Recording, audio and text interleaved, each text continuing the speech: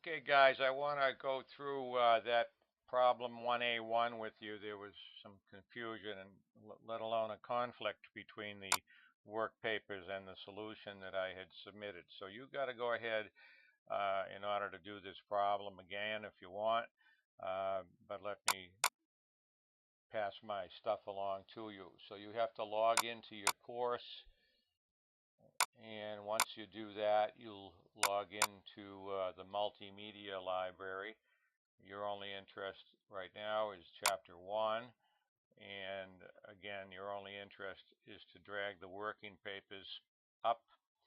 Click Find Now, and you will see the working papers down here.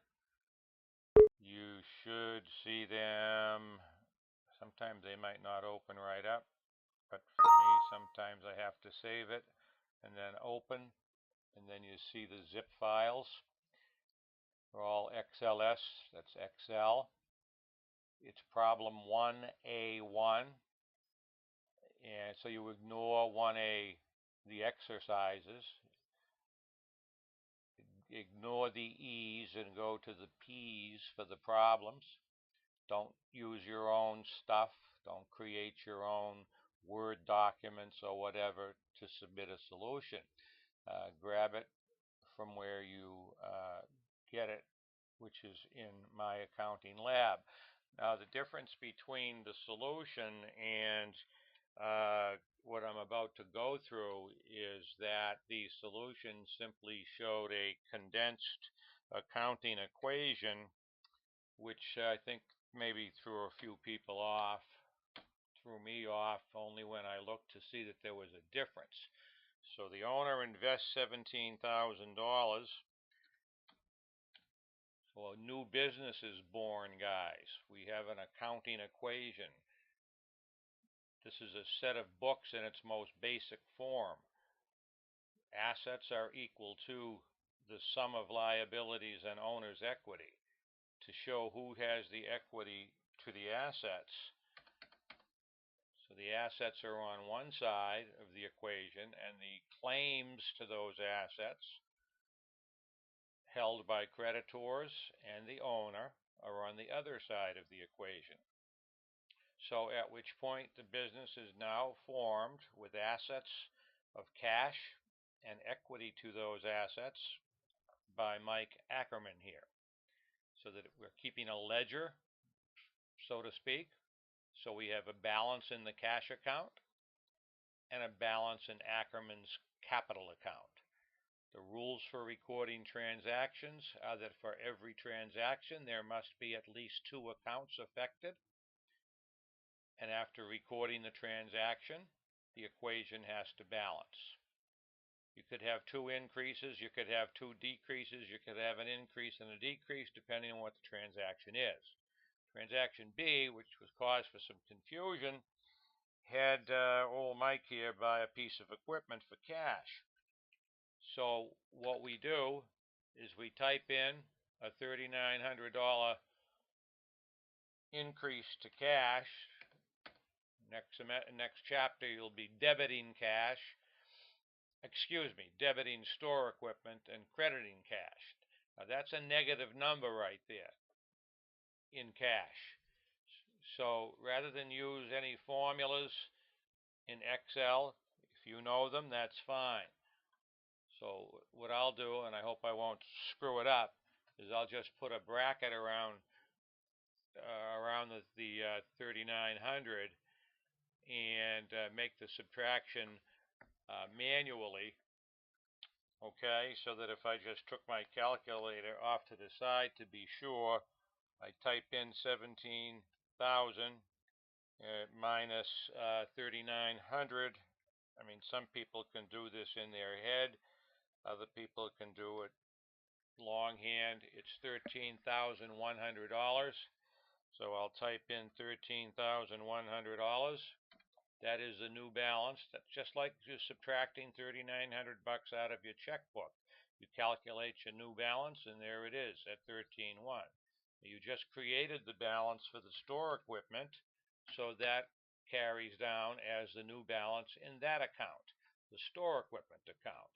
This is what you call a transaction, which represents what they refer in the text in the PowerPoint slides and elsewhere as simply a shift in assets. One asset is going up, store equipment. The other asset, cash, is going down. That's why the author in his solution simply put a 0 there. Didn't like it, but that's what's there. I can't say he's wrong, but he is wrong in the sense that the work papers show the detail and you'd want to see the solution in the same format. So I'll apologize for the author and the publishing company, and I guess the buck stops here, and I am correcting it for you, showing you that you now have $13,100 in cash, $3,900 in store equipment. And you see the equity does not change because all you did is you took an asset already owned, being cash, and put some of that cash into another asset that you now own. So the owner's equity of $17,000 is still unchanged. Then we go to transaction C. Here we bought another piece of store equipment, and I'm reading on account. That should trigger in your mind that the Mikey here is charging buy now, pay later. So he's adding to a liability. Now look carefully. A equals L plus OE. We added to an asset. Sorry about that. That's wrong. That should be in the other. Damn it. Okay, let me kill that. Okay, I'm going to cut it right out of there. It's a piece of store equipment, wasn't it? I'm going to paste it right in there. Okay, so we buy a piece of store equipment we buy a piece of store equipment for $6,100, increasing the asset side of the equation, and the $6,100 increases the equity side of the equation. The equity to that asset lies with the creditor. Those are the people that you owe money to. But the equation still balances, doesn't it? Because the cash didn't change, I'll drop that down to $13,100. The store equipment account is up to $10,000 if I add properly. I still owe the $6,100. Type that in. And the equity of the owner has not changed. It's still $17,000. The increase in assets from that purchase was not attributable to the owner. The owner still has a $17,000 equity in the assets. I'll show you at the end here. Transaction D, which is the final one, is that we're paying down some of that liability so that we have to take $700 out of the cash account, and we have to remove $700 from the debt that we owe. So it's two minuses here, guys, isn't it? Again, I'll do it manually. You can do it by formula if you know how to work Excel. I'm not trying to teach you that. I'm not very good at it myself, but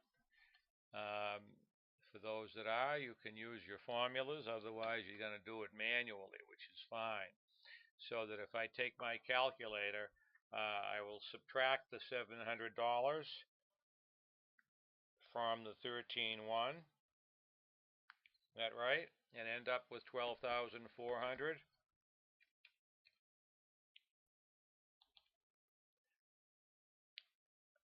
And I never parted with any of that equipment, so it still has a $10,000 balance. And by virtue of the $700 here, I have to subtract that from the 61 that was previously owed. So I'm just taking my calculator out so I don't make any mistakes, hopefully. So we take the $6,100, that was the amount originally owed. If we subtract $700 from that $6,100, it brings us down to $5,400. So I'll enter the 5400 into that column. So it looks like I'm done with the exercise using the same work papers that you have. The capital, again, has not changed, and that's still the $17,000. So that if I add across, okay, that's correct, isn't it? 5,400. If I prove the equation, I need to prove that the sum of the assets are equal to the sum of the creditors and the owner's equities, so that the 12 and the 12.4 and the 10, I take out a calculator. I know we can do it in our head, but if I took 12.4, okay, and I added 10,000 plus 10,000, okay, I get 22.4. So your work papers provide you with a proof total of 22,400.